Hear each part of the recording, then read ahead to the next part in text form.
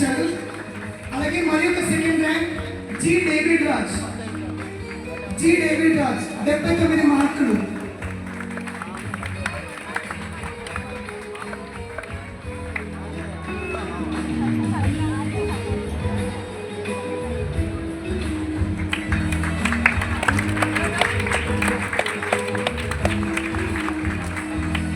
ఇక బ్యాచిలర్ మొదటి సంవత్సరంలో ప్రథమ ర్యాంక్ సాధించినటువంటి విద్యార్థి బి ప్రవీణ్ కుమార్ 86 మార్కులతో మొదటి ర్యాంక్ సాధించాడు. బి ప్రవీణ్ కుమార్, మీరందరూ దగ్గరలో ఉండండి. అలాగే సెకండ్ ర్యాంక్ సాధించినటువంటి విద్యార్థి ఎన్ మునిచంద్ర 83 మార్కులతో సెకండ్ ర్యాంక్ సాధించారు. అలాగే ఎం సుధాకర్ 83 మార్కులతో మరొక సెకండ్ ర్యాంకర్. అలాగే ఎం సుందర్రావు 81 మార్కులతో మరి సెకండ్ ర్యాంక్ సాధించాడు. ఎం సుందర్రావు, మీరందరూ కూడా మరి వేదిక మీదకి రావాల్సిందిగా కోరుతున్నాను నేను.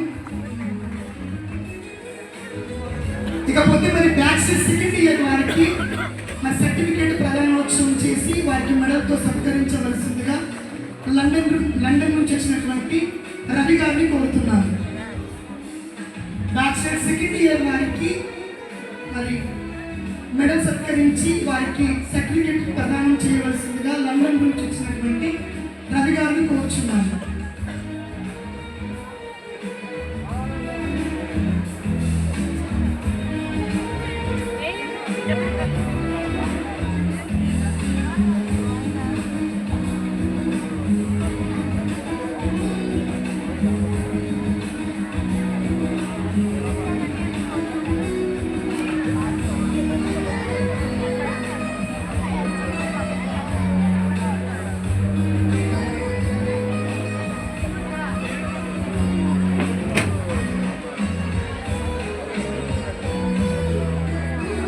బ్యాచిలర్ సెకండ్ ఇయర్ విద్యార్థులకు మరి సర్టిఫికేట్ ప్రదానం చేసి మెడల్ సత్కరించాల్సిందిగా మరి డిప్యూటీ డైరెక్టర్ గారు ఉపేంద్రన్న గారిని కోరుచున్నారు. బ్యాచిలర్ సెకండ్ ఇయర్ విద్యార్థులకు సర్టిఫికేట్ ప్రదానం చేసి మెడల్ సత్కరించవలసిందిగా డిప్యూటీ డైరెక్టర్ ఉపేంద్రన్న గారు వేదిక మీదకి రావాల్సిందిగా కోరుతూ మొదటి ర్యాంక్ సాధించినటువంటి విద్యార్థి బి ప్రవీణ్ కుమార్ 90 మార్కులతో మొదటి ర్యాంక్ సాధించాడు. అలాగే సెకండ్ ర్యాంక్ సాధించినటువంటి విద్యార్థి జె ప్రదీప్ 88 మార్కులతో సెకండ్ ర్యాంక్ సాధించాడు. ఇక మరొక సెకండ్ ర్యాంకర్ ఎం సుందర్రావు 87 మార్కులతో మరి సెకండ్ ర్యాంక్ సాధించాడు. విద్యార్థులందరూ కూడా ర్యాంకులు సాధించిన వారికి మీరు చక్కగా చెప్పడంతో వారిని అభినందించవలసిందిగా కోరుతున్నాను నేను. ఇక బ్యాచిలర్ థర్డ్ ఇయర్ విద్యార్థులకు కూడా మరి డిప్యూటీ డైరెక్టర్ గారే వారికి మెడల్ అలాగే సర్టిఫికేట్ ప్రదానం చేయవలసిందిగా కోరుతున్నాను. బ్యాచిలర్ థర్డ్ ఇయర్లో మరి ప్రథమ స్థానం మొదటిగా ర్యాంక్ సాధించినటువంటి విద్యార్థి కె సుదర్శన్ 94 మార్కులతో మొదటి ర్యాంక్ సాధించాడు. Very good. కె సుదర్శన్ 94 మార్కులతో మొదటి ర్యాంక్ సాధించాడు. అలాగే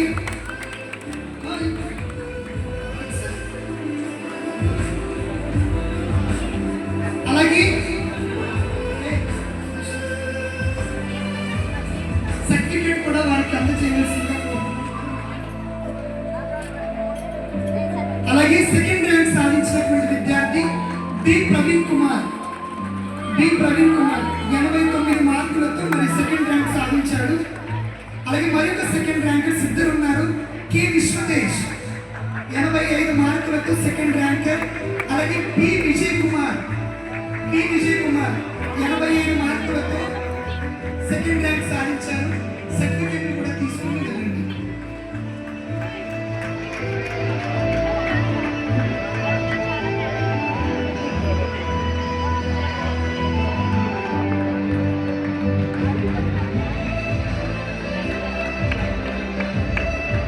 చివరిగా bachelor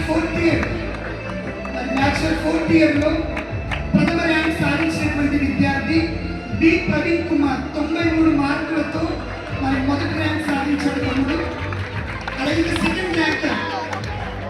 second ranker G David రాజు 83 మార్కులతో సెకండ్ ర్యాంక్ సాధించారు. అలాగే మరొక విద్యార్థి సెకండ్ ర్యాంక్ సాధించినటువంటి విద్యార్థి బి అధిపతి 82 మార్కులతో మరి సెకండ్ ర్యాంక్ సాధించాడు. వీరు డిప్లొమా ఫస్ట్ ఇయర్ నుంచి బ్యాచిలర్ 4th ఇయర్ వరకు మరి ఈ డిగ్రీలన్నీ కంప్లీట్ చేసుకొని చక్కగా నేర్చుకున్నారు దైవ జ్ఞానాన్ని. 6 నెలల కోర్స్ అండి ఇది.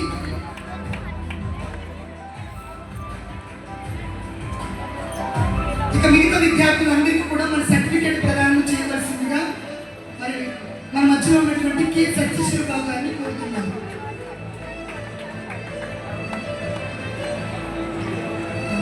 డిప్యూటీ డైరెక్టర్ గారైన ఈ సంతోష్ కుమార్ గారిని మరి విద్యార్థులందరికీ కూడా సర్టిఫికేట్ ప్రదానం చేయవలసిందిగా కోరుతున్నాను.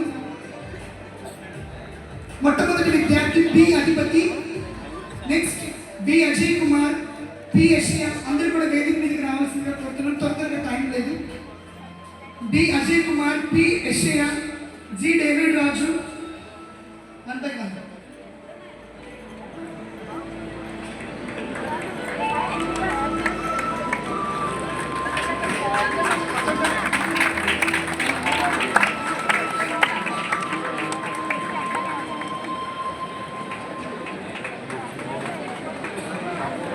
Next M Munichandra, K Ravi, M Sudhakar, M Sundarrao, K Sudarshan, P Sannibabu మరియు K Vishwatej, P Santosh, B Prithviraj, B Praveen Kumar, P Vijay Kumar, K Krish Kumar, H Uday Kiran, J Pradeep, అలాగే కె శామ్యూల్ రాజ్. విద్యార్థులందరూ కూడా వేదిక మీద వచ్చినట్లయితే వారికి సర్టిఫికేట్ ప్రదానోత్సవం జరుగుతుంది.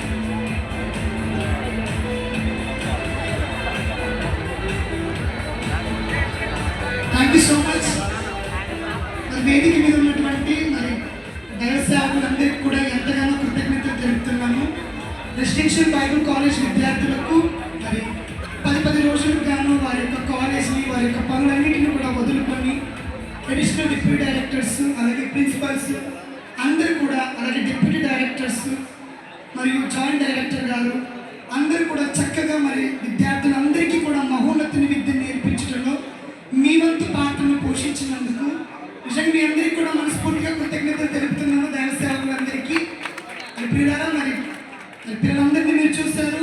మీ పిల్లలు కూడా ఇలాగే దేవుని జ్ఞానంలో మీరు కూడా పెంచాలనే సదుద్దేశమే ఈ చిన్ని మా ప్రయత్నం. కాబట్టి ఇలాంటి ఒక కాలేజ్ని స్టార్ట్ చేసి మరి పిల్లలందరికీ విద్య నేర్పించాలన్న ఆలోచన కలిగిన జైశాల శ్రీ పీడి సుందరరావు గారికి ఎంతగానో ధన్యవాదాలు తెలుపుతూ మరి అవకాశం ఇచ్చినటువంటి పెద్దలకు దైవ సేవకులకు కృతజ్ఞతలు తెలుపుతూ ముగిస్తున్నాను. Thank you so much.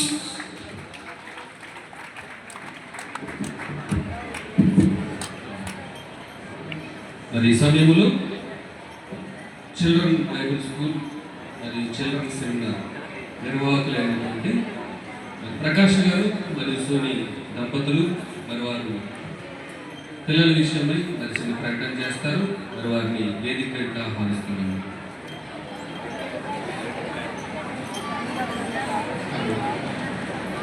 క్రీస్తునందు పిల్లలందరికీ కూడా హృదయపూర్వకమైనటువంటి బైబిల్ స్కూల్ డివైయూలో ఒక చిన్న ప్రయత్నంగా 2019లో ప్రారంభించాము.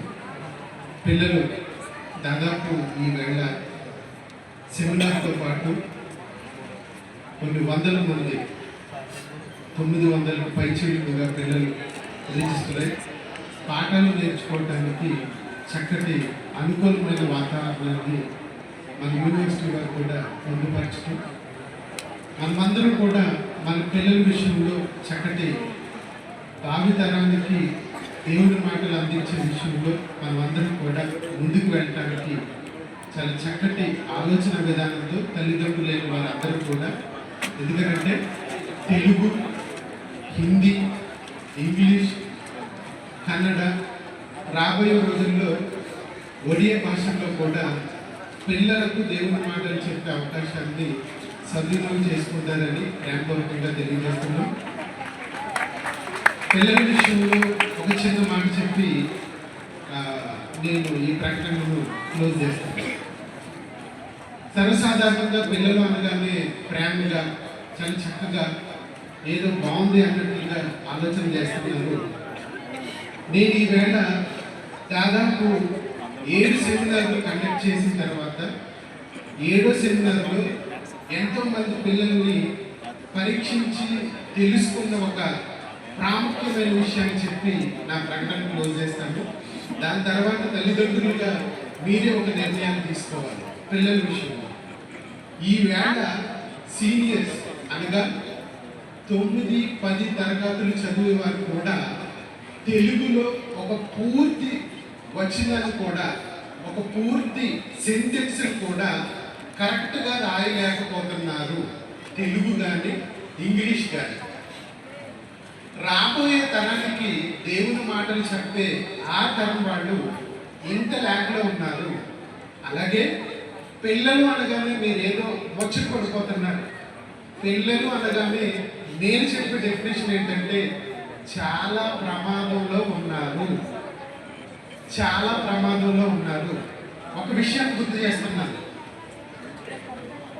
బైబిల్లో సమూయేలు గారు ఆయన తన పిల్లల విషయంలో బైబిల్ గ్రంథంలో రాసిన ఒక మాట ఉన్నారు. ఒకవేళ మీరు చదవగలిగితే, ఆలోచన చేయగలిగితే, అక్కడ ఉన్న వాళ్ళందరూ కూడా ఆ పిల్లల గురించి ఏమన్నారో తెలుసా? సమూయేలు గారు మీలాంటి ప్రవర్తన మీ పిల్లలది కాదు అన్నారు.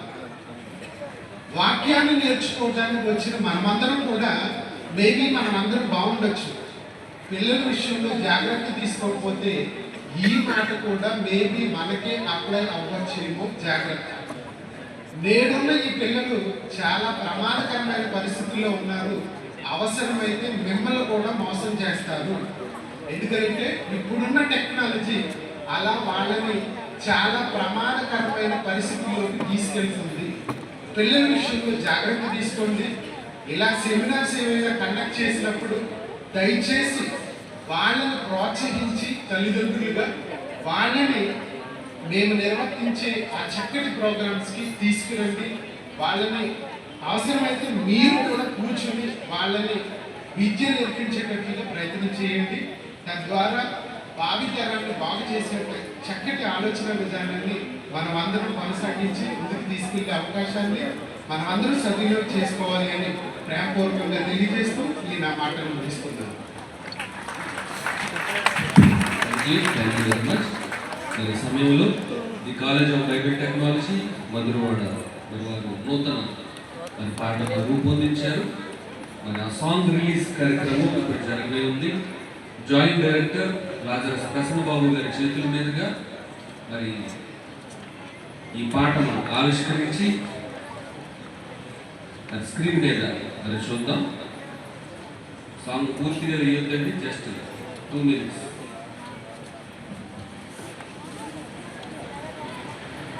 ఓకే, ఫుల్ సాంగ్ ప్లే చేయండి.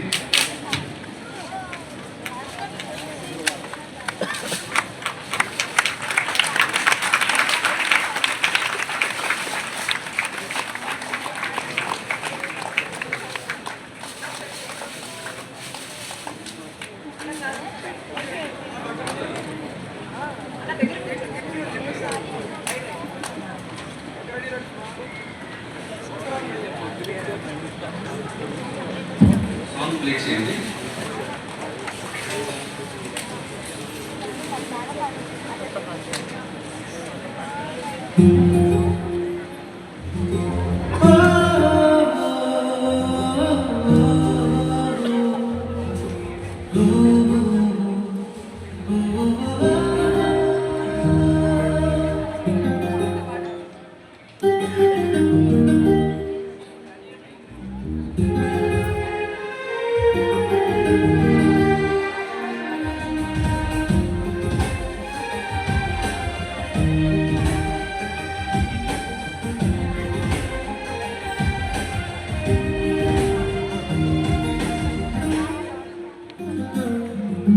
తండ్రి మాటకు విధేయులైన తనయులు, ఆ పరమ తండ్రి ఆజ్ఞను నెరవేర్చిన ప్రవక్తలు, ఎలా బ్రతకాలో నేర్పించిన ఉపదేశకులు, శాంతుని క్రియలు చేసిన దైవదర్శులు, దేవుని కొరకే ప్రాణాలర్పించిన ప్రవక్తలు, దేవుని వద్దకు నడిపించే మార్గదర్శకులు, తండ్రి మాటకు విధేయులైన తనయులు, ఆ పరమ తండ్రి ఆజ్ఞను నెరవేర్చిన ప్రవక్తలు. ఈ సమయంలో దేవుని ఆజ్ఞకు శిరస వహించి అన్నిటికంటే దేవుని అధికంగా ప్రేమించేవాడు దైవజనుడైతే, ఆ దైవజనుడు అనేటువంటి మాట ఒక మోషకు ఉపయోగించబడింది అన్నమాట, సమీరుకు ఉపయోగించబడింది, ఏలేకు ఉపయోగించబడింది. అంటే మరి వీళ్ళందరూ కూడా నిజంగా దేవుడు ఎప్పుడు పిలిచినా చిత్తం ప్రభు, దేవుడు ఎప్పుడు పిలిచినా చిత్తం ప్రభు అంటారు అంతే, ఇంకా మారో మాట లేదు. సర్వమానవాడికై ప్రాణం పెట్టి రక్షించెను క్రీస్తు, దేవునికై అరణ్య శ్రమలను భరించెను యోహాను, దేవునికై తనయుని బలినిచ్చెను అబ్రహాము, యెహోవా స్థలముకై నిద్రని విడిచెను దావీదు, మోషే క్రీస్తుకై తిరి సంపదలను దారమిచ్చెను, అన్నా విధవరాలై విడువక దేవుని సేవ చేసెను.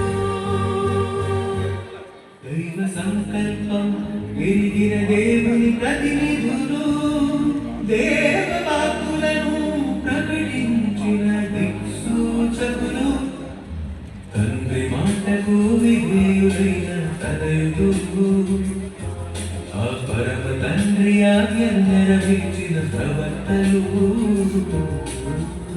చిన్నది దేవుడి నుంచి మనకి ఏమైనా కలిగితే వెంటనే దేవుడి మీద అపనమ్మకాలు పెట్టుకుని ఈ రోజు తరంలో ఉన్నాడు. మనం దేవుడిని నిందించి ఎందరో ఉన్నారండి, వాళ్ళకి సహాయం కలగలేనందుకు, వాళ్ళకి మేలు జరగలేనందుకు తెగ తగిన సహాయం వచ్చినంత వరకు భక్తులైన వాళ్ళందరూ కూడా దేవుడే పట్టించుకున్నంత వరకు ఎదురు చూశారే కానీ ఎందుకు మమ్మల్ని నువ్వు పట్టించుకోలేదు అని ఏ రోజు నిలదీయలేని దేవుళ్ళు వాళ్ళు.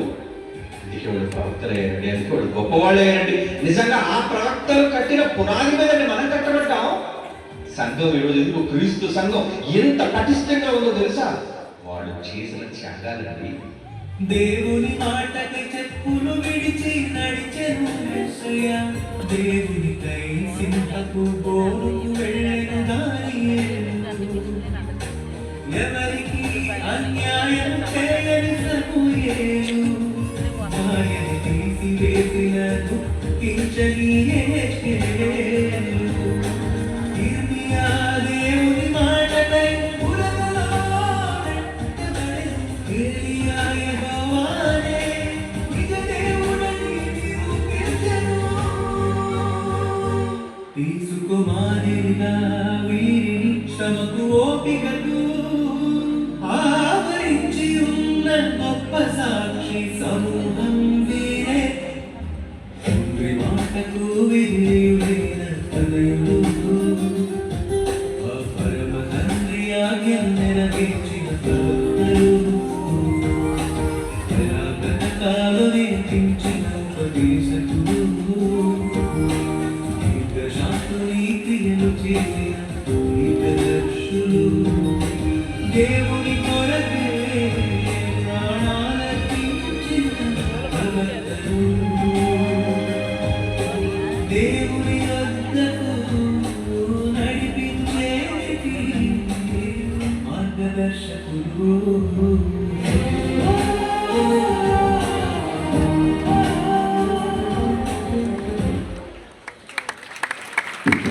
వండర్ఫుల్. మరి చక్కటి పాటను రూపొందించినటువంటి సిబిటి మధురవాడ కళాశాల విద్యార్థులు, మరి ప్రిన్సిపల్ వినయ్ గారు, మరి సహకారుల గణేశాని గారికి, మరి స్పాన్సర్ చేసినటువంటి మరి ప్రసాద్ గారికి కూడా ప్రత్యేకమైన కృతజ్ఞతలు తెలియజేసుకుంటున్నాం. మరి ఈ సమయంలో మరి అన్నప్రాసన కార్యక్రమం ఉంది. మరి ఇద్దరు పిల్లలకు మరి ముందుగా కె సతీష్ అనుష దంపతుల మరి కుమార్తె సహర్ష మరి వారు వేదిక మీదకి రావాలి. అదేవిధంగా లేఖన శివరాం దంపతులు మరి బాబు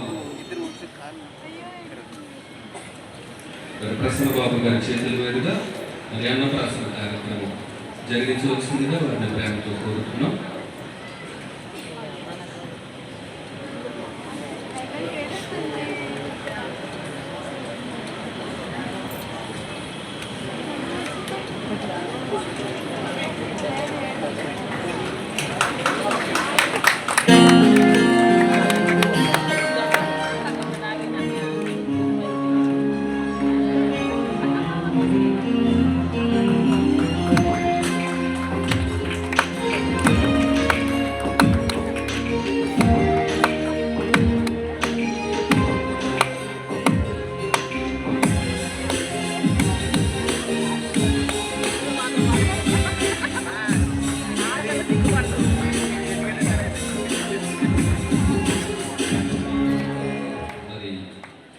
సభలో మొదటి వర్తమానాన్ని అందించినట్టు డిప్యూటీ డైరెక్టర్ రాజేంద్రబాబు గారు సిద్ధంగా ఉన్నారు.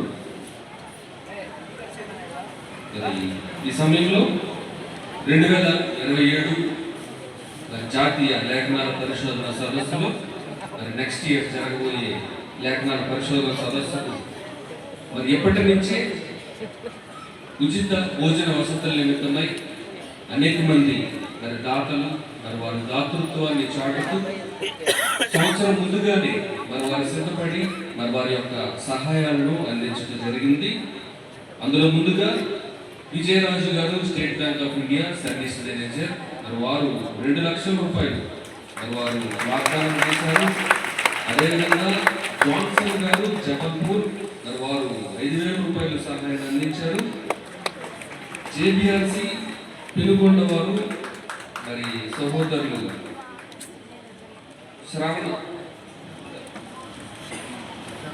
శర్మ గారు మరి వారు 5,000 రూపాయలు అందించారు. రైల్వే కోడూరు వారు 2,500 రూపాయలు. సహోదరులు రత్నలింగాల గారు మరి Telangana state Christian minority convener గారు మరి వారు ₹1,00,000 మరి ప్రామిస్ చేశారు.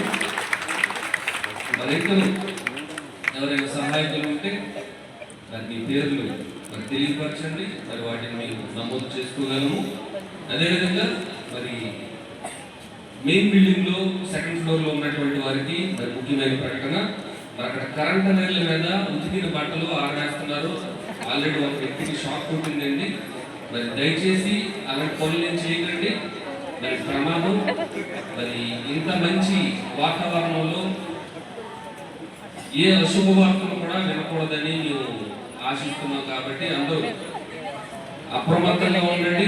మరి దయచేసి సెక్యూరిటీ వారు కూడా మరి అక్కడ వారికి తెలియపరిచిన విషయం. కావున అందరూ జాగ్రత్తగా ఉండాలని కోరుతూ, మరి లోపల హాల్లో చైర్స్ వేసుకున్న వారు దయచేసి వెనక్కి తీసుకుని వెళ్ళవలసిందిగా కోరుతున్నాం. మీ వెనకాతలు కూర్చున్న వారు ఎవరికి మరి వేదిక కనబడట్లేదు స్క్రీన్స్ కానీ, దయచేసి అక్కడక్కడ మధ్యలో చైర్స్ వేసుకుని కూర్చున్న వారంతా మరి చివరకు వెనకాతలకు వెళ్ళి మరి మీ చైర్స్ వేసుకొని కూర్చోవలసిందిగా ప్రేమపూర్వకంగా మనం చేసుకుంటున్నాం. దయచేసి సహకరించండి. మరి సెక్యూరిటీ వారు మరి వారి చైర్లు లేపలేకపోతున్నారు. సెక్యూరిటీ వారు వెళ్ళి కొంచెం వారికి ఆ చైర్లు లేపడానికి సహాయం చేయవలసిందిగా మనం కోరుతున్నాం. మరి ఈ సమయంలో మొదటి వర్తమానాన్ని అందించవలసిందిగా డిప్యూటీ డైరెక్టర్ రాజేంద్ర బాబు గారికి ఈ సమయాన్ని అందిస్తున్నాం.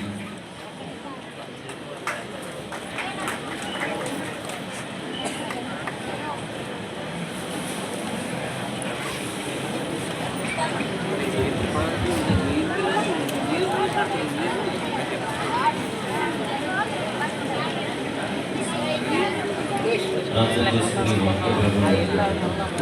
ప్రార్థన చేసుకుని పరిశుద్ధులైన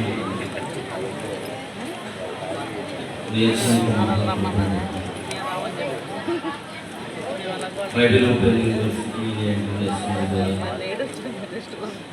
జరుగుతున్న జాతీయ లేఖనాల పరిశోధన సదస్సులో 4వ దినం సభకు మమ్మల్ని అందరినీ తీసుకొచ్చిన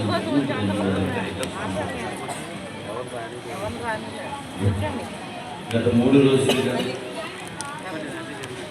మా ఆత్మీయ తండ్రి గారి ద్వారా ఎన్నో అమూల్యమైన విషయాలు మీరు మాకు నేర్పిస్తున్న దాన్ని బట్టి కృతజ్ఞతాస్తుతులు తెలియజేసుకుంటున్నాం. ఈరోజు కూడా విలువైన మాటలు మేమంతా తండ్రి గారు నేర్చుకుని వాక్యాన్ని అనుకరించుకుని కోరుకుంటూ, దానికి ముందుగా కొన్ని మాటలు మీ పిల్లలతో మాట్లాడుతుండగా ఈ మహనీయ సంగతులు మీ పిల్లలు స్వీకరించడానికి గొప్ప దైత్యాన్ని చేస్తున్నారు. క్రీస్తు ప్రజలు ప్రార్థన అడిగి వెళ్ళిపోతున్నాం. మా ప్రియ పరలోకపు తండ్రి, ఆమె ప్రియులైన మీ అందరికీ ప్రభు పేరట వందనాలు తెలియజేసుకుంటున్నాను. బైబిల్ ఓపెన్ యూనివర్సిటీ ఇంటర్నేషనల్ ద్వారా ప్రతి సంవత్సరము ఈ జాతీయ లేఖనాల పరిశోధన సదస్సు అనేది ఏర్పాటు చేయడం, అనేకమైన విలువైన సంగతులు వచ్చిన వేలాది మంది పిల్లలకు నేర్పించుకోవడం గత 40 సంవత్సరాలుగా ఇది జరుగుతూనే ఉంది. క్రైస్తవులు ఎవరు చేయలేని కార్యక్రమాన్ని మన తండ్రి అయిన జైసరి గారు ప్రారంభించారు. అది లేఖనాల పరిశోధన సదస్సు. బైబిల్కి పెద్ద ఎత్తున విలువనిచ్చి బైబిల్లో ఉన్న ఈ మహాజ్ఞానం ప్రజలందరి మదిలోనికి వెళ్ళాలి.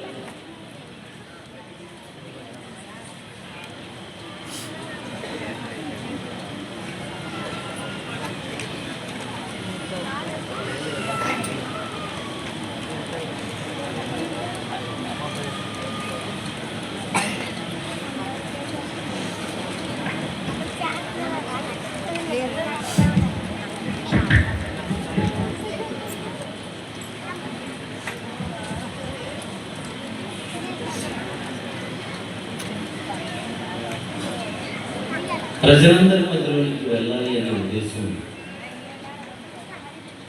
ఈ లేఖనాల పరిశోధన యొక్క పరమాత్మ. అందుకే గత 40 సంవత్సరాలుగా ఈ లేఖనాల పరిశోధన ద్వారా ఎంతోమంది మహాజ్ఞానాన్ని నేర్చుకుంటున్నారు. ఎంతోమంది గొప్ప బోధకులుగా ఈరోజు ఈ సమాజం మధ్యకు వెళుతున్నారు. బైబిల్ అనేది కేవలము ఏదో క్రైస్తవులు దగ్గర ఉండవలసిన గ్రంథం. మేము క్రైస్తవులు కనుక ఆ గ్రంథం ఉండాలి అనుకుని దానికి పెద్ద విలువలు ఇవ్వకుండా కేవలం నామకార్థం మాత్రమే బైబిల్ చేతపట్టుకున్న క్రైస్తవులు ఈరోజు క్రైస్తవ ప్రపంచంలో ఎక్కువగా ఉన్నారు. బైబిల్ యొక్క గొప్పతనాన్ని ఆకాశమంతా ఎత్తుకు ఇప్పటికే చూపిస్తున్నారు బైబిల్ ఒక యూనివర్సిటీ ద్వారా. ఎందుకంటే దీనికి విలువలు ఇవ్వాలి. ఇది దైవ గ్రంథం, దేవుడు రాయించిన గ్రంథం. ఈ గ్రంథాన్ని మనము పరిశీలన చేసినప్పుడు చాలా జాగ్రత్తగా దీన్ని పరిశీలన చేయాలి. ఈరోజు మనందరి చేతుల్లోనికి వచ్చింది చాలా సంతోషం. ఇది మనందరి చేతుల్లోనికి రావటానికి ఎంతోమంది త్యాగశీలుల యొక్క కష్టం, వారి శ్రమ, వారి జీవితాన్ని అర్పణ చేసిన సందర్భాలు మనకు తెలుసు. ఈ వాక్యపు విలువల గురించి మనం ఆలోచన చేయగలిగితే పాత నిబంధన గ్రంథంలో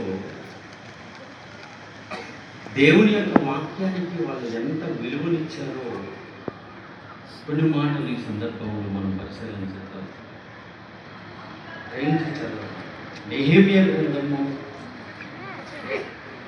8వ అధ్యాయం. నెహెమ్యా గ్రంథం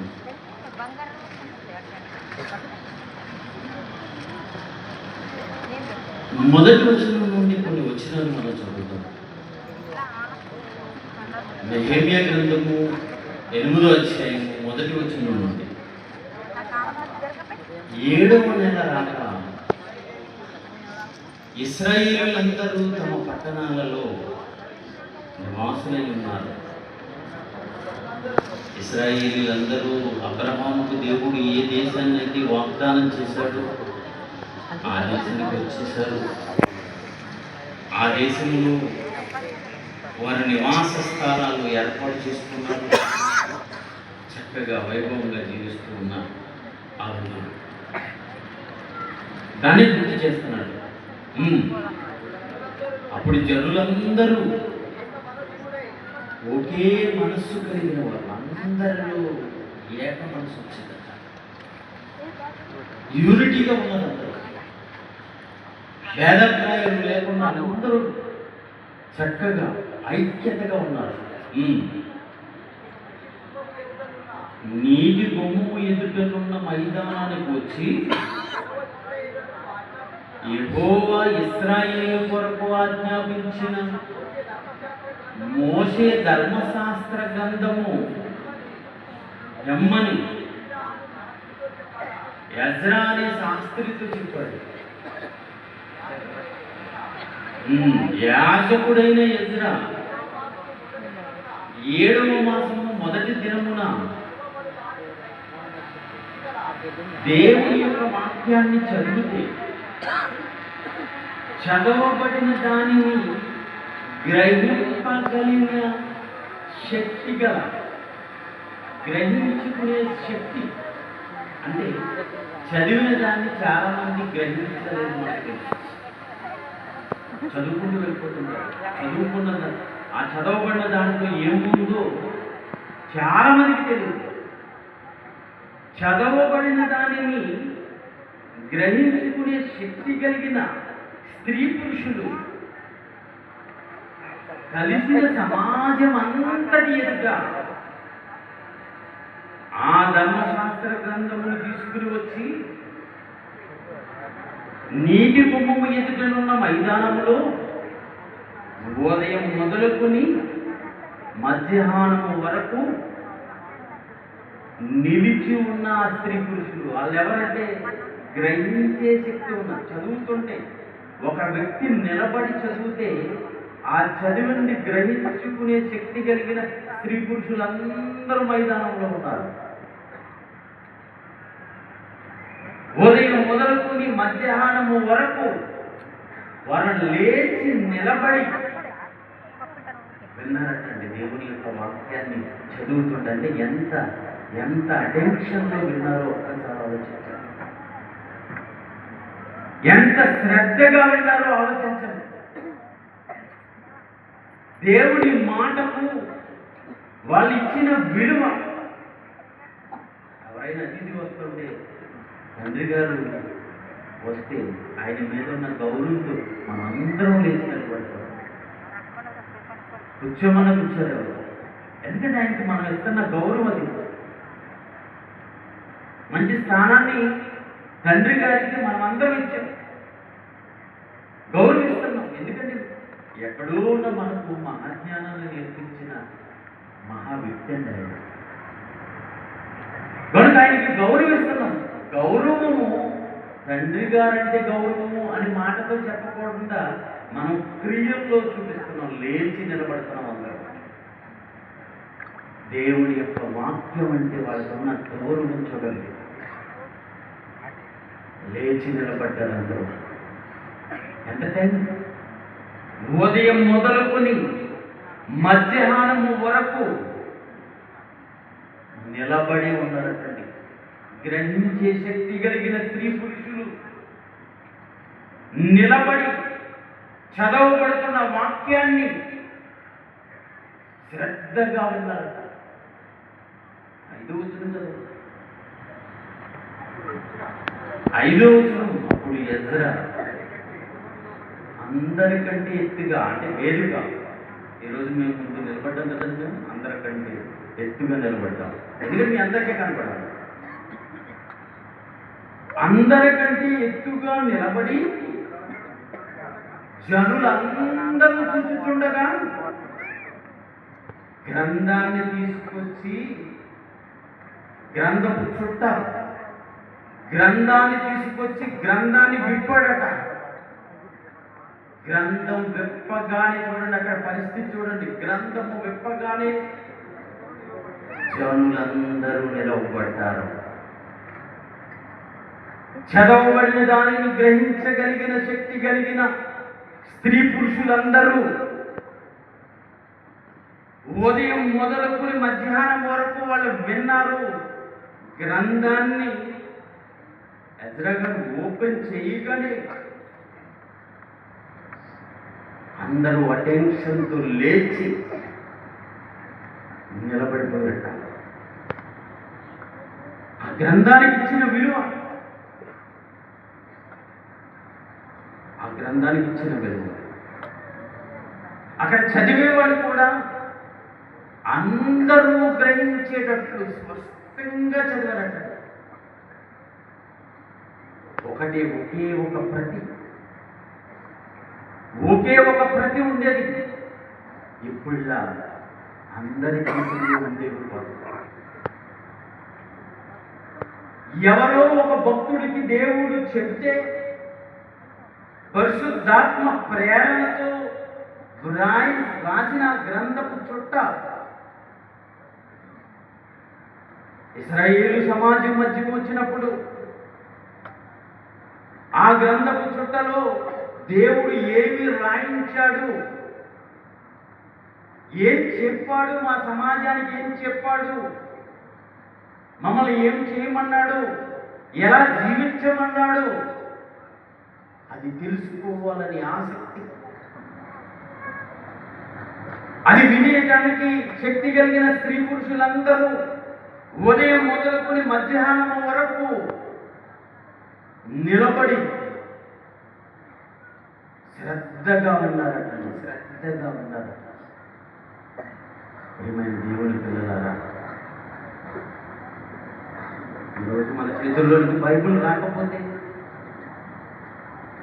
వాళ్ళలాగే మనకి కూడా ఒకే ప్రతి ఉంటే ఏంటి పరిస్థితి? ఆలోచించండి. ఈరోజు మన చేతుల్లోకి వచ్చిన ఈ బైబిల్ రావడానికి ఎంతో మంది భక్తుల యొక్క కృషి మనమెన్నో నేర్చుకుంటున్నారు. మీరు రాసిన వారు మొదలుకొని ప్రారంభ సంఘము ఈ గ్రంథానికి ఇచ్చిన విలువ, ఈ గ్రంథపు చుట్టలు దాచిపెట్టి నెక్స్ట్ తరాల వారికి అందించుతూ ఈ జ్ఞానాన్ని మిస్ అవ్వకుండా మన చేతుల్లోకి తీసుకురావడానికి అప్పటి నుంచి ఎప్పటి వరకు ఎంతోమంది దేవుని భక్తుల యొక్క కృషి ఫలితం ఈరోజు బైబిల్ మన చేతిలోకి వచ్చింది. జాన్ గూటన్బర్గ్ అచ్చు యంత్రాన్ని కనుక్కున్నాడు కేవలం బైబిల్ని ముద్రించడం కొరకే. ఎంత కష్టపడి ఉన్నాడు అతని జీవితమే ఆ మిషన్ కనుక్కొని బైబిల్ని ముద్రించడం కొరకు అంకితం చేసేసాడు. అతన్ని క్రైస్తవులు ఎవరు మర్చిపోకూడదు కూడా. అంతేకాదు, ఆ ముద్రించబడిన బైబిల్ని ప్రపంచవ్యాప్తం చేసిన భక్తులు ఈరోజు మనకు తెలుగులో మన మాతృభాషలో మనం చదువుకుంటున్నామంటే ఒక్కసారి హీబ్రూ గ్రీకు భాషల్లో ఉన్న ఈ బైబిల్ని మన భాషలోనికి మనకు అర్థమయ్యే లాంగ్వేజ్లోనికి తర్జుమా చేయడానికి కష్టపడిన భక్తులను క్రైస్తవ సమాజం మర్చిపోకూడదు. అందుకే అసలు ఈ తెలుగు బైబిల్ ఎక్కడ తర్జుమా చేయబడింది, దీని కొరకు ఎవరు కృషి చేశారు, త్యాగాలు చేశారు అనేది చిన్న వీడియో మీకు ప్లే చేస్తాను. ఒక్కసారి మీరు అందరూ వీక్షించిన తర్వాత మాట్లాడతారు. ప్లే చేయండి. బైబిల్కు తెలుగులో ఎన్ని ముద్రణలున్నా గ్రీకు నుంచి తెలుగు భాషలోకి అనువదించిన బైబిల్ని ప్రామాణికంగా భావిస్తారు. 1818లో ముద్రితమైన తెలుగు బైబిల్కు అనువాదం విశాఖపట్నంలో జరిగింది. బైబిల్ను తెలుగులోకి అనువదించడం అదే మొదటిసారి. ప్రస్తుతం సిబిఎం హై స్కూల్ ఉన్న ప్రదేశాన్ని అప్పట్లో మిషన్ గార్డెన్ అని, మిషన్ బంగ్లా అని పిలిచేవారు. బైబిల్ తెలుగు అనువాదం ఇక్కడే జరిగిందని చరిత్రకారులు చెబుతారు. అనువాదంలో ఎదురైన ఎన్నో సమస్యలను పరిష్కరించుకుంటూ తెలుగులోకి బైబిల్ అచ్చు కావడానికి 13 ఏళ్లు పట్టిందని చరిత్ర పరిశోధకుడు ఎడ్వర్డ్ పాల్ బీబీసీకి తెలిపారు. 1806కి అలా ఒక స్థలం కొనుక్కుని ఆ స్థలంలో ఒక మిషన్ బంగ్లా కట్టి అక్కడ నుండి ట్రాన్స్లేట్ చేస్తాం మొదట్లో. అది ఆ మిషన్ బంగ్లా, మిషన్ గార్డెన్స్ ఎక్కడ ఉండేదంటే ప్రస్తుతం సిబిఎం హై స్కూల్ ఉన్న కాంపౌండ్. ఆ కాంపౌండ్లో ఆ రోజులే జరిగింది. ఆ బిల్డింగ్లు ఇప్పుడు లేవు, కానీ ఆ కాంపౌండ్లో జరిగాయి. విశాఖ రేవు పట్టణం కావడంతో వ్యాపార విస్తరణకు, మత వ్యాప్తికి ఆంగ్లేయులు ఇక్కడికి వచ్చారు. ఓవైపు వర్తకం, మరోవైపు మత వ్యాప్తి. ఈ రెండే బ్రిటిష్ అధికారుల లక్ష్యం. 1905లో మొదటిసారిగా విశాఖలో మిషనరీలు అడుగుపెట్టాయి. అలా నగరానికి వచ్చిన అగస్టన్ డెస్గ్రాంజర్, కాజ్ బ్రౌన్ అనే ఇద్దరు బ్రిటిషర్లు తర్వాత కాలంలో తెలుగును కూడా నేర్చుకున్నారు. ఇక్కడ బ్రిటిష్ సైనికాధికారుల కోసం ప్రార్థనా కార్యక్రమాలు నిర్వహించేవారు. స్థానికులను క్రైస్తవం వైపు ఆకర్షించాలంటే బైబిల్ను తెలుగులోకి అనువదించడం అవసరమని వారు భావించారని Andhra university retired professor Kolluri Suryanarayana తెలిపారు. ఆ రోజుల్లో ప్రపంచవ్యాప్తంగా బౌద్ధం స్ప్రెడ్ అయినా, మోడర్న్ పీరియడ్లో ప్రపంచవ్యాప్తంగా క్రిస్టియానిటీ స్ప్రెడ్ అయినా వర్తక వ్యాపారాలతో కలిపే బయలుదేరి ఆ రకంగా క్రిస్టియన్ మిషనరీ యాక్టివిటీ కూడా ట్రేడ్ యాక్టివిటీతో కలిపి విశాఖపట్నంలో వెళ్ళాలి. 1800 దగ్గర నుంచి కూడా మిగతా ప్రాంతాలన్నీ ఎలా ఉన్నా విశాఖపట్నం పరిస్థితులకి ఈ క్రిస్టియన్ మిషనరీ స్థాయి 50 మంది నుంచి ఉన్నా కొంచెం ఎక్కువైందని చెప్పాలి. వీళ్ళందరూ కూడా ముందు కన్వర్షన్ చేస్తారు. ఆ తీసుకున్న వాళ్ళలో ఒక బ్రాహ్మణ వస్తువు సుబ్బారావు అనే ఆయన మతం మార్చుకున్న తర్వాత ఆనందరావు అన్న పేరుతో బ్రిటిష్ వాళ్ళు హెల్ప్ చేశారు. దేనిలో బైబిల్ని తెలుగులో ట్రాన్స్లేట్ చేశారు. బైబిల్ను తెలుగులోకి అనువదించేందుకు అప్పటికే స్థానికంగా ఉన్న కన్నడిగుడు ఆనందరాయ సహాయం తీసుకున్నారు. ఈయన టిప్పు సుల్తాన్ సంస్థానంలో ఉన్నతోద్యోగి. బ్రిటిష్ ఆధిపత్యం పెరగడం, టిప్పు సుల్తాన్ ప్రాభవం తగ్గడంతో ఆయన విశాఖ వచ్చేశారు. ఆయన అసలు పేరు సుబ్బరాయర్. తెలుగు భాష, స్థానిక మాండలికాలపై ఆయనకు మంచి పట్టు ఉంది. క్రైస్తవం వైపు ఆకర్షితుడైన సుబ్బరాయర్ తన పేరును ఆనందరాయర్గా పేరు మార్చుకుని బైబిల్ అనువాదానికి సాయం చేశారు. బైబిల్ను తెలుగులోకి అనువదించడంలో ఆనందరాయర్ కృషికి గుర్తింపుగా విశాఖలోని లండన్ మిషనరీ మెమోరియల్ చర్చ్ గంటకు ఆనంద సుధాన్ అని పేరు పెట్టారు. ఆనందరాయర్ గారు ట్రాన్స్లేషన్ చేయడమే కాకుండా మరి 1809లో ఫిబ్రవరి 12ను మరి మొదటగా తెలుగు ఆదివారపు ఆరాధనలు మొదలుపెట్టారు. అప్పటి నుండి ఇప్పటి వరకు తెలుగు ఆరాధనలు జరుగుతూ ఉన్నాయి. మరి ఆదివారపు ఆరాధనలు మొదటగా ప్రపంచంలో మొదటిగా జరిగిందంటే మన వైజాగ్లో జరగడం అనేది చాలా సంతోషంగా ఉందండి. 1805 నుంచి క్రిస్టియన్ మిషనరీల తరపున బైబిల్ తెలుగు అనువాదంలో పాల్గొన్న అగస్టన్ డెస్గ్రాంజెస్ 1809లోను, జార్జ్ క్రాన్ 1810లో మరణించారు. వీరిద్దరూ అప్పటికే మొత్తయి, మార్క్, లూకా అధ్యాయాల అనువాదం పూర్తి చేశారు. బెంగాల్లోని శ్రీరంపూర్లో అన్ని స్థానిక భాషల్లో బైబిల్ను ముద్రించే పనిలో ఉన్న విలియం కేరీ వీటిని ముద్రించారు. మిగిలిన భాగాన్ని లండన్ మిషనరీ నుంచి వచ్చిన గార్జన్, ఫ్రిడ్జెట్లు ఆనందరాయర్ సాయంతో పూర్తి చేశారు. ఈ ప్రక్రియ అంతా విశాఖలోని లండన్ మిషనరీ మెమోరియల్ చర్చ్ కేంద్రంగా జరిగింది. 1818లో బైబిల్ కొత్త నిబంధన మొత్తం 2 భాగాలుగా మద్రాసులో ప్రింట్ అయింది. కొత్త నిబంధన అంతా పూర్తయిన తర్వాత ఈ బ్రిడ్జెట్ అన్న ఆయన ఈ మాన్స్క్రిప్ట్ పట్టుకుని మెడ్రాస్ వెళ్ళారు. అక్కడ ప్రింట్ చేయాలి. బైబిల్ సొసైటీ అని ఒక ఆర్గనైజేషన్, వాళ్ళు అన్ని ట్రాన్స్లేట్ చేసి హెల్ప్ చేస్తున్నారు. వాళ్ళు అక్కడ కలకత్తాలో శ్రీరంపూర్లో ట్రాన్స్లేట్ అయిన తెలుగు బైబిల్ విలియం కేరీ అని చెప్పాను సార్, ఆయన్ని ఇది 2 చూసి ఇది ఈ భాష ఇప్పుడు మాట్లాడే భాషకు దగ్గరగా ఉంది కాబట్టి దీన్ని మనం ప్రింట్ చేద్దామని వీరికి డబ్బులు సాయం చేసి బైబిల్ సొసైటీ వాళ్ళు మెడ్రాస్లో ప్రింటింగ్ పంపించారు. ఈ మెడ్రాస్లో ప్రింటింగ్ పంపిస్తే ఆయన 1818లో అక్కడికి వెళ్ళి అక్కడే ఉండి వాటిని ప్రింట్ చేయించి ఆ పుస్తకాలు ఇక్కడ పట్టుకొచ్చారు. ఇక్కడ డిస్ట్రిబ్యూషన్ జరిగింది.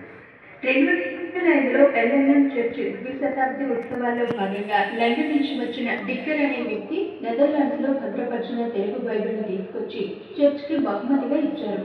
అప్పటికే అది ప్రింట్ అయి 185 ఏళ్లు పూర్తయ్యాయి. లెదర్ బైండింగ్ తో ఉన్నా గానీ పేజీలు చాలా పెళుసుగా మారాయి. పేజీని పట్టుకుంటేనే విరిగిపోయే దశలో ఉన్న ఈ ప్రతిని భద్రపరిచేందుకు బెంగళూరులోని యునైటెడ్ థియోలాజికల్ కాలేజ్ కు పంపారు. ఇప్పుడు అది అక్కడే ఉంది. విశాఖలోని చర్చిలో ప్రస్తుతం దాని జిరాక్స్ ఉంది. 1912లో ప్రింట్ అయిన బైబిల్ కవర్ పేజీపై ఉన్న చేతిరాత వాక్యాలను చూస్తే తెలుగును ఆంగ్లేయులు తెలింగా అనేవారని తెలుస్తోంది. అలాగే తెలుగు అనే పదాన్ని ఇంగ్లీష్లో రాసేటప్పుడు TELOOGOO తెలుగు అని రాసేవారు. 1818లో ప్రింట్ అయిన కొత్త నిబంధన 2 సంపుటాల్లోనూ అదే కనిపిస్తుంది. ఓకేనండి, చూసారు కదండి. ఈరోజు మన చేతుల్లో మనం చదువుకుంటున్న తెలుగు బైబిల్ ఉన్న చరిత్ర ఎక్కడో కాదు,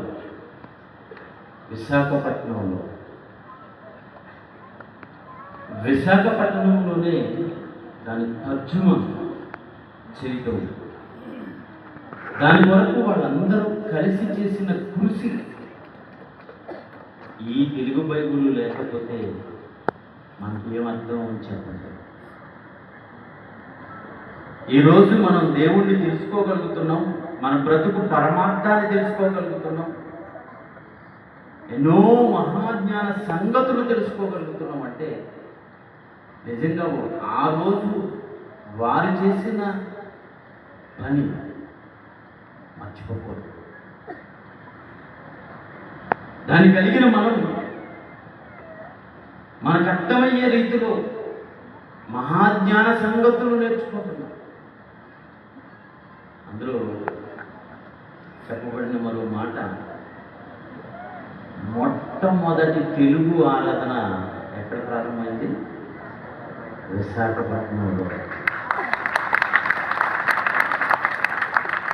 బైబిల్లో ఉన్న మహాజ్ఞానం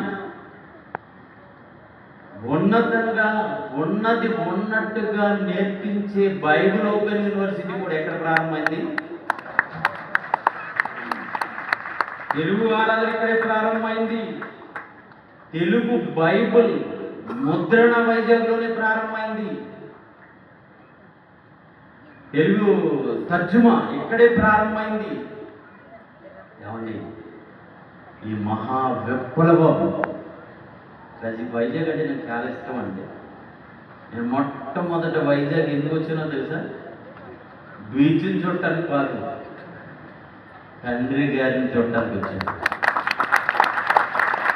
అప్పటి నుంచి నాకు వైజాగ్ అంటే చాలా ఇష్టం. ఎందుకంటే అక్కడ నాకు మహాజ్ఞానాన్ని నేర్పించిన వ్యక్తి ఉన్నాడు. అక్కడ మహా విశ్వవిద్యాలయం ఉంది అక్కడ. కనుక ఈరోజు ఈ ప్రపంచం మనమంతా మళ్ళీ మహాజ్ఞానం నేర్చుకోవడానికి ప్రతి ఏటా ఇదిగో వైజాగే వస్తున్నాం. మనం దీన్ని విశ్వవ్యాప్తం చెయ్యాలి. ఆ రోజు వాళ్ళు చేసిన ఈ తర్జుమా చేసి ఇచ్చిన ఈ బైబిల్ సామాన్యమైనది కాదండి, సామాన్యమైనది కాదు. మహాజ్ఞాన సంగతులు ఇందులోనే ఉన్నాయి. ఈ మహాజ్ఞాన సంగతులు నేర్చుకుంటున్న మీరు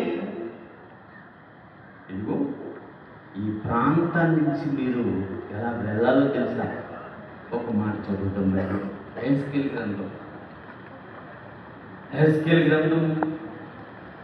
3వ అధ్యాయం. హెస్కేల్ గ్రంథం 3వ అధ్యాయం 9వ వచనం 10వ వచనం. హెస్కేల్ గ్రంథం 3వ అధ్యాయం 9వ వచనం 10వ వచనం 11వ వచనం. మీ నుదురు చెక్కుముకి రాతి కంటే కఠినంగా చేస్తాను, వజ్రము వలె చేసేదను. నిన్ను వజ్రంగా చేసేదను. మొట్టమొదటిగా కేసీఆర్ గారు నాతో చెప్పిన మాట అదే. మీరు వైజాగ్ రండి, మిమ్మల్ని డైమండ్స్గా చేస్తానన్నాడు. అప్పట్లో నాకు అర్థం కాలేదు. దేవుని మహాజ్ఞానాన్ని నేర్చుకుంటే, దేవుని యొక్క వాక్యం నేర్చుకుంటే మన నుదురు చెక్కుముకి రాతి కంటే కఠినంగా ఉండు, వజ్రము గట్టిగా ఉండే వజ్రం, గట్టిగా. చెక్కుముకి రాతి కంటే గట్టిదంట వజ్రం.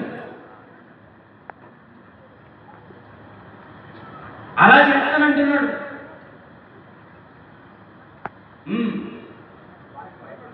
వారికి భయపడకు, వారందరూ తిరుగుబాటు చేయువారైనను వారిని చూసి జడియకుము. నిన్ను వజ్రం వలె చేసేంత నువ్వు తెగ నరుక్కుంటూ వెళ్ళిపోవాలి. కఠినముగా, గట్టిగా, దృఢంగా నిన్ను బలపరుస్తాను. ఇదిగో ఈ లేఖనాల పరిశోధన సదస్సులు మిమ్మల్ని బలపరచడానికి, వజ్రము వలె చేయడానికి, కఠినంగా గట్టిగా ఉండేటట్లు చేయడానికి, ఎంతటి పరిస్థితి అయినా, ఎంతటి వ్యతిరేకత అయినా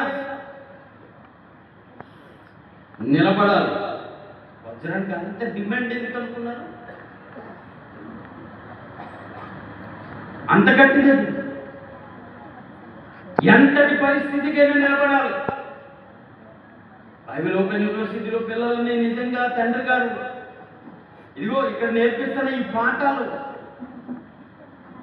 మిమ్మల్ని డైమండ్స్ అంత గట్టిగా చేస్తున్నాయి. కారణం ఇక్కడ నేర్పిస్తున్న పాఠాలు అటువంటివి, ఇక్కడ వేస్తున్న పునాది అటువంటిది. ఎన్ని దుష్ప్రచారాలండి బైబిల్ ఓపెన్ యూనివర్సిటీ మీద, ఎన్ని నిందలండి, ఎన్ని నిందలండి. వాటన్నిటినీ ఎదుర్కొని, వాటన్నిటినీ తట్టుకొని, ఇదిగో ఉచిత భోజనాలని మేము అనగానే ఎన్నో నిందలు, ఎన్నో నిందలు, ఎన్నో దుష్ప్రచారాలు. కానీ బైబిల్ ఓపెన్ యూనివర్సిటీ పిల్లలు వజ్రాలంటి గట్టితనం కలిగిన వారు. వాక్యముతో మీ నుదురును గట్టిగా చేయబడుతుంది, గట్టిగా చేయబడుతుంది. ఎన్నో తిరుగుబాట్లు, ఎన్నో నిందలు, అయ్యో ఇదేంటి ఈ బోధలా ఉందేంటి, రకరకాలైన మాటలు. ఆ మాటలకు జడిసేవాడు కాదు బైబిల్ ఓపెన్ యూనివర్సిటీ విద్యార్థి, గట్టివాడు. చూడండి, భయపడుతున్నాయన, వెళ్ళు వెళ్ళు, భయపడకము, జడియకము. నరపుత్రుడా, చెవి యొక్కి నేను నీతో చెప్పే మాటలు అన్నీ చెవులారా విను, చెవులారా విను. ఇక్కడ నేర్పిస్తున్న పాఠాలన్నీ చెవులారా వినండి, చెవులారా వినండి. చెవులారా విని మీ మనసులో దాచిపెట్టుకోవాలి. ఈ చెవుని విని ఈ చెవుని విడిచిపెట్టకో, ఈ చెవుని విని ఈ చెవుని విడిచిపెట్టకో. చెవులారా విని మనసులో దాచుకుని బయలుదేరి దాచుకున్న మాటలతో నీవు రేపు రాత్రికి కానీ ఎల్లుండి ఉదయానికి కానీ ఎక్కడి నుంచి బయలుదేరు. ఎక్కడే ఉండిపోకు, మేము పోషించలేదు.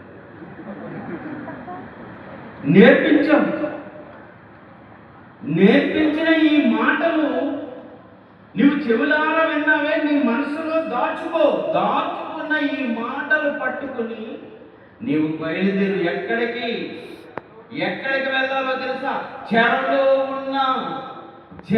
ఉన్న వారి దగ్గరికి వెళ్ళిపోవాలి, చెరలో ఉన్న ఆత్మల దగ్గరికి వెళ్ళిపోవాలి. అంధకార సంబంధమైన అధికారము కింద చెరలో ఉండిపోయింది లోకం అంతా. బైబిల్ ఓపెన్ యూనివర్సిటీలో నేర్చుకుంటున్న విద్యార్థులారా, ఈ సెమినార్లో మీరు నేర్చుకున్న ఈ పాఠాలతో చెరలో ఉన్న వారి దగ్గరకు మీరు బయలుదేరి వెళ్ళాలి. వెళ్ళమంటున్నాడు. చెరలో ఉన్న జనుల వద్దకు పోయి ఈ మాటలు ప్రకటించండి. మీతోనే ఆగిపోకూడదు. ప్రకటించండి. వారు వినకపోయినను ప్రభువైన యెహోవా ఎలాగూ సెలవిస్తున్నాడని చెప్పుమని ఆయన వారితో చెప్పాడు.